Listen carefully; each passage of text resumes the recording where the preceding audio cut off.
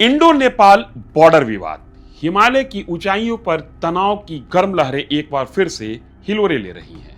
नेपाल के प्रधानमंत्री बालेन शाह ने भारत चीन के साथ ही इंग्लैंड से अनुरोध किया कि वो भारत नेपाल सीमा विवाद को सुलझाने में मदद करे। हिमालय की गोद में बसा एक लंबा चौड़ा विवाद फिर से सिर उठा रहा है। भारत और नेपाल के बीच लिपुलेख, कालापानी, लिम्पियाधुरा क्षेत्र पर तनाव बढ़ गया है। हालांकि नेपाली प्रधानमंत्री ने यह भी कहा कि भारत ही नहीं, नेपाल भी कई जगह पर भारत की जमीन पर कब्जा जमाए हुए है। गौरतलब है कि भारत और नेपाल सिर्फ एक पड़ोसी देश नहीं, बल्कि नेपाल भारत की सांस्कृतिक सीमा का एक अभिन्न हिस्सा है। दोनों देशों के बीच बेटी और रोटी का रिश्ता सदियों पुराना है। नमस्कार, मैं हूं आपके साथ आपका साथी दोस्त धीरेन्द्र और आप देखना शुरू कर चुके हैं न्यूज फॉर नेशन।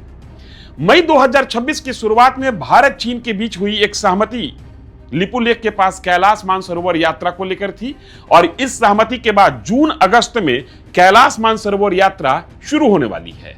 नेपाल के विदेश मंत्रालय ने इसे अपनी संप्रभुता का उल्लंघन बताया है। जेएनजी आंदोलन के बाद नेपाल के नए प्रधानमंत्री बने बालेन्द्र शाह उर्फ बालेन ने संसद में कहा कि दोनों देश एक दूसरे की भूमि में अतिक्रमण कर रहे हैं और विवाद सुलझाने में ब्रिटेन की भूमिका की मांग की। हालांकि नेपाल के विदेश मंत्रालय ने बाद में यह स्पष्ट किया कि द्विपक्षीय बातचीत ही प्राथमिकता है। भारत ने किसी भी तीसरे पक्ष की भूमिका को सिरे से नकार दिया है। भारतीय विदेश मंत्रालय का कहना है कि जिस क्षेत्र विशेष को लेकर नेपाल चिंतित है वो लंबे अरसे से भारत का हिस्सा है और भारत के कब्जे में है। यहां किसी भी तरह का विवाद है ही नहीं। बावजूद इसके किसी भी शंका का समाधान आपस में मिल बैठकर किया जा सकता है।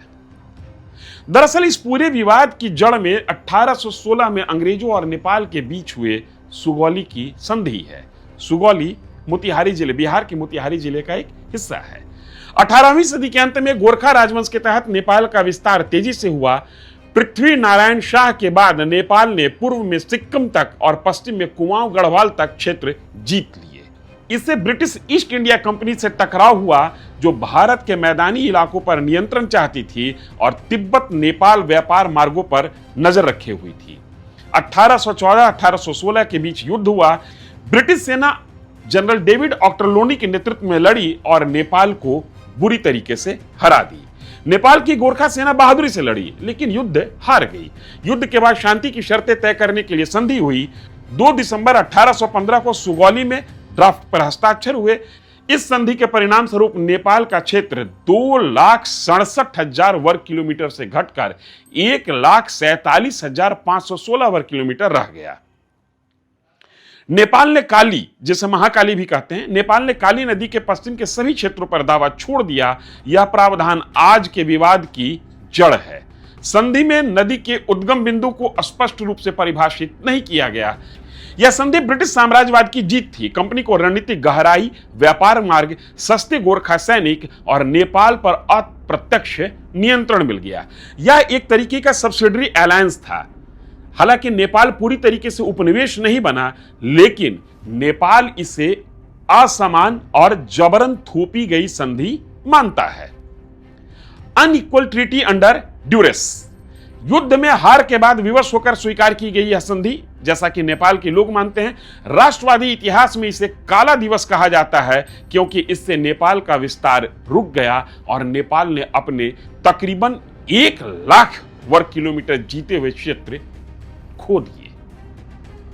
ब्रिटिश ईस्ट इंडिया कंपनी और नेपाल के बीच हुई इस संधि में नेपाल की पश्चिमी सीमा महाकाली नदी को माना गया। समस्या यह है कि नदी का उद्गम स्थल, सोर्स पॉइंट स्पष्ट नहीं था। नेपाल का दावा काली नदी लिम्पियाधुरा से निकलती है, इसलिए लिम्पियाधुरा, कालापानी और लिपुलेख उसके पूर्व में आते हैं। यहां की लगभग 372 वर्ग किलोमीटर क्षेत्र पर नेपाल अपना दावा करता है। भारत का रुख काली नदी के उद्गम को लेकर अलग है। भारत 1962 के भारत चीन युद्ध के बाद से काला पानी में सैन्य उपस्थिति रखता है और क्षेत्र पर प्रभावशाली नियंत्रण है भारत का। 1990 के दशक में नेपाल ने औपचारिक रूप से यह मुद्दा उठाया था। दरअसल इस साल नेपाल में एक जन आंदोलन शुरू हुआ था और आंदोलन के दरमियान ही नेपाल के लोगों ने अनौपचारिक रूप से इस मुद्दे को अपने देश के अंदर उठाया। मई 2020 में नेपाल ने अपना नया राजनीतिक मानचित्र जारी किया, जिसमें इन क्षेत्रों को शामिल किया गया। न उधर से मानचित्र को जारी करने में देरी लगी और ना ही भारत की ओर से इसे खारिज करने में वक्त लगा। सच्चाई है कि नेपाल की घरेलू राजनीति में यह मुद्दा हमेशा राष्ट्रवाद का हथियार रहा है। खासकर केपी शर्मा ओली के समय भारत विरोधी भावना को खूब बढ़ावा मिला। ओली की सरकार कम्युनिस्ट विचारधारा वाली सरकार थी, लिहाजा नेपाल के अंदर चीन का प्रभाव बढ़ता चला गया और यह एक महत्वपूर्ण फैक्टर है हालिया विवाद के पीछे। नेपाल चीन की महत्वाकांक्षी BRI प्रोजेक्ट्स में शामिल है। BRI belt and road initiative चीन की एक महत्वाकांक्षी वैश्विक बुनियादी परियोजना है। नेपाल ने 2017 में इस पर हस्ताक्षर किए थे। भारत के दृष्टिकोण से यह परियोजना या प्रोजेक्ट मुख्य रूप से चीन के बढ़ते राजनीतिक प्रभाव, सुरक्षा चिंताओं और कर्ज के जाल से जुड़ा हुआ है। भारत BRI को चीन का स्ट्रिंग ऑफ पर्ल्स रणनीति का हिस्सा मानता है। इसके जरिए चीन भारत के पड़ोसी देशों में आधारभूत ढांचे जैसे सड़क, रेलवे, हवाई अड्डा का निर्माण कर भारत को रणनीतिक रूप से घेरने का प्रयास कर रहा है। नेपाल अपने इस एजेंडे के जरिए भारत और चीन के बीच में संतुलन बिठाने की कोशिश करता है। 2025 में भारत चीन के बीच लिपुलेख ट्रेड रूट पर सहमति बनी, जिसका नेपाल ने विरोध किया। सामाजिक रूप से दोनों देशों के बीच खुली सीमा है। लोगों के बीच में सांस्कृतिक भाषाई रिश्ते गहरे हैं। लाखों नेपाली भारत में काम करते हैं। नेपाल भारत के साथ रिश्ता कितना गहरा है इसको इस बात से भी समझा जा सकता है कि भारतीय सेना में गोरखा रेजिमेंट्स के नाम से एक सैन्य यूनिट भी मौजूद है। भारत और नेपाल के बीच 1751 किलोमीटर लंबी खुली सीमा है। सांस्कृतिक एकता रामायण महाभारत से जुड़े हुए हैं। हिंदू बौद्ध परंपरा, पशुपतिनाथ से लेकर काशीनाथ तक के तार आपस में जुड़े हुए हैं। दोनों देशों के एक जैसे त्योहार, एक जैसी बोली। भारत और नेपाल दोनों देशों में कम से कम 80% आबादी हिंदू है। नेपाल एक लैंडलॉक्ड क्षेत्र है। नेपाल भारत पर व्यापार, ईंधन, सामान के लिए निर्भर है। नेपाल का तकरीबन 65% व्यापार भारत के साथ होता है। रोजमर्रा की जरूरत की चीजें नेपाल के अंदर भारत से ही जाता है। लाखों नेपाली नागरिक भारत में कार्यरत हैं, जिनके द्वारा भेजा गया धन नेपाल की अर्थव्यवस्था को गति देता है। 1 अक्टूबर 2025 को भारतीय रिजर्व बैंक ने भारत और नेपाल के बीच आर्थिक संबंधों को विशेष रूप से भारतीय रुपये के अंतर्राष्ट्रीयकरण के माध्यम से मजबूत करने के उद्देश्य से समझौता किया। कई वर्षों से भारतीय रुपये और नेपाली करेंसी की विनिमय दर 1.6 पर स्थिर है। NPR मतलब नेपाली रुपये। NPR को कठोर मुद्राओं के मुकाबले अवमूल्यन से बचाया जा सके। यह स्थिर विनिमय दर आर्थिक स्थिरता को जोखिम में डाले बिना संस्थागत ऋण की मांग को पूरा करती है।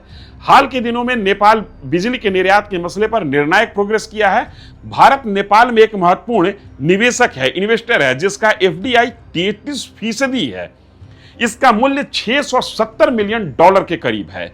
भारत नेपाल का 17वां सबसे बड़ा निर्यात गंतव्य है तथा द्विपक्षीय व्यापार काफी हद तक भारत की ओर झुका हुआ है, जो कि नेपाल के अंतर्राष्ट्रीय व्यापार का 65% है। सीमा पर तस्करी, अवैध आवागमन दोनों देशों के बीच रिश्ते को समय समय पर खट्टा करते रहता है। सीमा विवाद के मसले पर भारत का स्टैंड साफ है। भारत का कहना है कि दोनों देशों के बीच 97% सीमा चिन्हित है। बाकी मुद्दों सुस्ता, काला पानी आदि पर तकनीकी समितियां काम कर रही है। भारत ने हमेशा द्विपक्षीय बातचीत पर जोर दिया है। 1950 का शांति और मित्रता संधि दोनों देशों के रिश्तों की नींव है। दोनों देशों के बीच अगर सीमा विवाद गहरा हुआ तो दोनों के बीच से अनादिकाल से चली आ रही सांस्कृतिक मित्रता गंवा देंगे। लिहाजा संवेदनशील मुद्दों पर दोनों राष्ट्र को सोच समझकर दूरदृष्टि अपनाते हुए कदम उठाना चाहिए। कैलाश मानसरोवर की यात्रा शांति का प्रतीक बने, न कि तनाव का। इस पूरे मसले पर आपका रुख क्या है, हमें अपने कमेंट में जरूर बताएं। इस खबर में इतना ही। धन्यवाद।